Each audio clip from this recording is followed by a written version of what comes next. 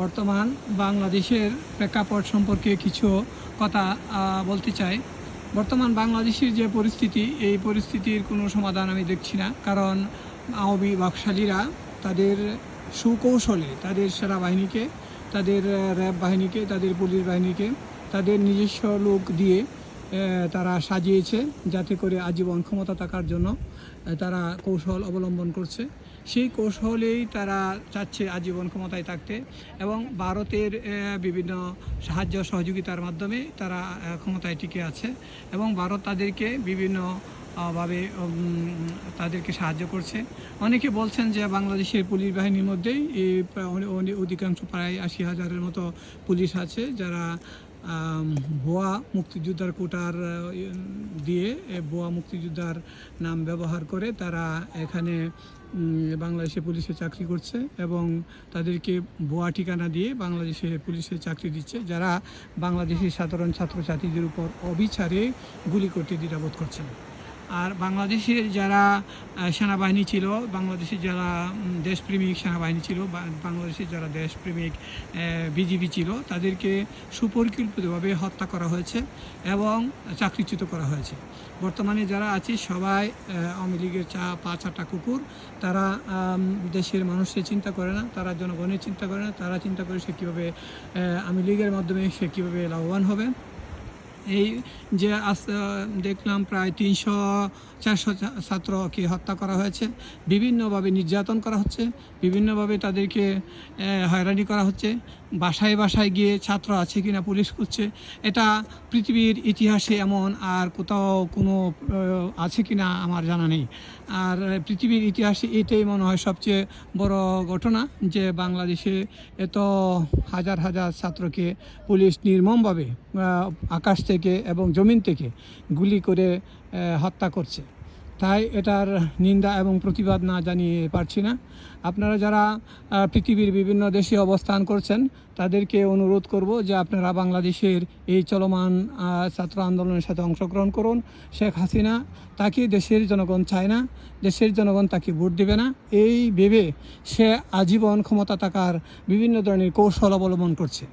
তার প্রথম কৌশল হচ্ছে সে সেনাবাহিনীতে থেকে র্যাবে লোকদেরকে, সেনা অফিসারদেরকে নিয়োগ দিয়ে র্যাবে তাদেরকে অনেক সুযোগ সুবিধা করে দেওয়া হয়, এবং মানুষকে খুন করার জন্য তাদেরকে একটা পরিবেশ তৈরি করে, এবং ওই যখন সে খুন করে এবং গুম করার পর ওই সেনা অফিসারকে আবার সে প্রমোশন দিয়ে তাদের সেনা র্যাঙ্কে নিয়ে যায়। তা এর একটি মূল পরিকল্পনা হলো যে এই সেনা অফিসার যে সে মানুষকে ক্রস ফায়ার দিয়েছে, মানুষকে হত্যা করেছে, মানুষকে গুম করেছে, তার ভিতরে এই জিনিসটা কাজ করবে যে যদি এই সরকার ফেল করে তাহলে আমাকে ফাঁসিতে ঝুলতে হবে, আমি মানুষ খুন করেছি, আমি মানুষ হত্যা করেছি। এইভাবে পুরা র্যাবকে, পুলিশকে, বিজেপিকে বর্তমানে সরকার সাজিয়েছে। আর বেশিরভাগ যে সেনা ও সিরিয়ালের যে বড় অফিসারগুলি সবগুলো আওয়ামী লীগ ফ্যামিলির সাথে সম্পর্কিত, এবং আওয়ামী লীগের চাচাতো, মামাতো, খালাতো, জারাতো ভাই, তারা দেশের সম্পদ লুটপাট করে খাচ্ছে। আপনারা তো জানেন যে বেনজির আহমেদ, উনি বিলিয়ন টাকার মালিক।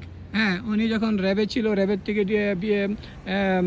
ডিজিএফআইয়ের প্রধান ছিল, এরপর সেনা র্যাবের প্রধান ছিল, এরপরে পুলিশ বাহিনীর প্রধান ছিল। এর আগে ওনার বিরুদ্ধে একটিও তদন্ত করা হয় না, এবং ওনাকে সুযোগ করে দিয়েছে যে ক্ষমতায় থাকার জন্য।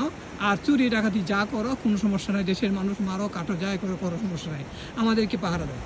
কিন্তু বর্তমান প্রেক্ষাপটে যে কোটা সংস্কার আন্দোলনকে কেন্দ্র করে যে ছাত্ররা যেভাবে রাস্তায় নেমেছে, ওটাকে তারা ভিন্ন খাতে প্রবাহিত করার জন্য জঙ্গি নাটক সাজাচ্ছে, এবং বলছে এখানে জামাত সম্পর্কিত, বিএনপি সম্পর্কিত। এখানে জামাত ও বিএনপির কোনো সম্পর্কিত আমরা দেখছি না। দেখছি যে ছাত্ররা তাদের ন্যায্য অধিকার আদায় করার জন্য তারা আন্দোলন করছে। আর এই আন্দোলনে এইভাবে যে গুলি করবে, এটা কল্পনার অতীত, এটা পৃথিবীর ইতিহাসে বিরল, এটা পৃথিবীর ইতিহাসে নাই। তাই যারা ইউরোপ, আমেরিকা এবং মিডল ইস্টে বিভিন্নভাবে আপনারা কর্মজীবী, আপনারা যারা রেমিটেন্স যোদ্ধা, আপনাদেরকে অনুরোধ করছি যে আপনারা বাংলাদেশে কোনো প্রকার রেমিটেন্স পাঠাবেন না, যা যতক্ষণ পর্যন্ত শেখ হাসিনার পতন না হয়, যতক্ষণ পর্যন্ত ছাত্র হত্যার বিচার না হয়, প্রতিটা ছাত্রের রক্তের বদলা যতক্ষণ পর্যন্ত না নেওয়া হয়, ততক্ষণ পর্যন্ত আমরা যাতে এই বাংলাদেশে টাকা পয়সা না পাঠাই, এই জন্য সকল রেমিটেন্স যোদ্ধাদেরকে অনুরোধ করব যারা ইউরোপ, আমেরিকা বিভিন্ন দেশে বসবাস করছেন, আপনারা কারো শত্রু না, আমরা কারো শত্রু না। আমরা চাই দেশে শান্তি, আমরা চাই দেশে শান্তি শৃঙ্খলা, আমরা চাই দেশে একটি বহুমুখী গণতান্ত্রিক ব্যবস্থা, যাতে করে এই দেশে একটি বহুমুখী গণতান্ত্রিক ব্যবস্থা প্রতিষ্ঠিত হয়, আমরা এই আশা এবং আকাঙ্ক্ষা কামনা করি। পরিশেষে যেটা বলতে চাই যে আপনারা দেখছেন শেখ হাসিনার অনেক ধরনের নাটক। হ্যাঁ, সে একটা কিছু করার পরেই জামাতকে সামনে নিয়ে আসে এবং জামাতকে বলে ফাঁসি দিব, জামাতকে নেতাদেরকে ফাঁসি দিচ্ছে এবং জামাত শিবিরের নেতাদেরকে বিভিন্নভাবে হয়রানি করছে। হ্যাঁ, এখানে যে কোনো কিছু ঘটলেই বাংলাদেশে জামাতকে নিয়ে আসে, যে বিশ্বকে দেখাতে চায় যে জামাত একটি জঙ্গি সংগঠন। হ্যাঁ, আসলে সত্যিকারের জঙ্গি সংগঠন, সত্যিকারের একটি ক্রিমিনালি সংগঠন হলো বাংলাদেশ আওয়ামী লীগ এবং বাংলাদেশ ছাত্রলীগ। তাদের হাতে অস্ত্র, তাদের হাতে তা দেখবেন সবসময় অস্ত্র থাকে, তারা মানুষকে অবাধে ক্রস ফায়ার দিচ্ছে এবং তারা মানুষকে ধারালো অস্ত্র দিয়ে কুপিয়ে হত্যা করছে, কিন্তু এগুলি প্রকাশ হয় না। প্রকাশ হয় যারা কোনো কিছু করছে না। যখন তারা কোনো কিছু না পারে তখন তারা একটি জঙ্গি নাটক সামনে নিয়ে আসে। তাই আমরা এই জঙ্গি নাটক চাই না। আমরা চাই দেশে একটি শান্তি শৃঙ্খলা ফিরে আসুক, দেশে একটি বহুমুখী গণতান্ত্রিক ব্যবস্থা প্রতিষ্ঠিত হোক, এই আশা আকাঙ্ক্ষা রাখছি। সবাইকে ধন্যবাদ।